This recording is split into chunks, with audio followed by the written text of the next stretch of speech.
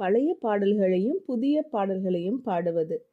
கிறிஸ்துவுக்குள் பிரியமானவர்களே, சகோதரி நான்சி சொல்கிறார்கள், நான் அடிக்கடி பயணம் செய்யும் போது பலருக்கு சற்று வியப்பாக தோன்றக்கூடிய ஒரு விஷயத்தை எடுத்து செல்வேன்.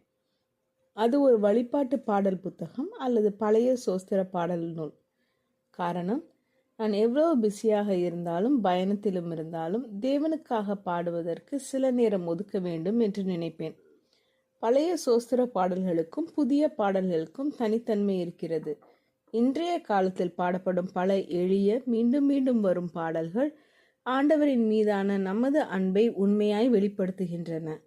ஆனால் பழைய சோஸ்திர பாடல்கள் தேவரின் குணாதிசயங்களையும் நம்பிக்கையின் ஆழத்தையும் கற்றுக் கொடுக்கும் தெய்வீக சிந்தனைகளால் நிரம்பியவை. நாம் அந்த பழைய பாடல்களை புறக்கணித்து விட்டால் நமது விசுவாசம் மெதுவாக ஆழமற்ற உணர்ச்சிகளுக்கே அடிமையாகிவிடும்.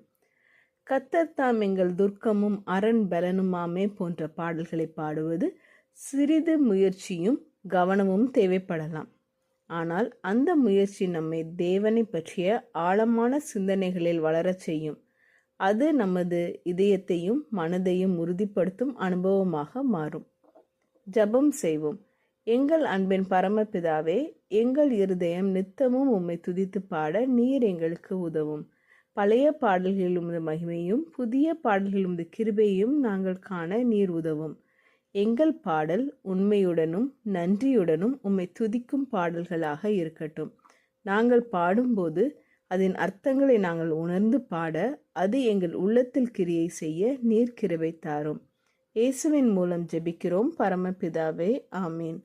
இந்த மெசேஜ் 9 மே 2024 நான்சி டிமோஸ் வோல்கமுத் அவர்களின் இயேசுவை தேடி என்ற புரோகிராமிலிருந்து எடுக்கப்பட்டது.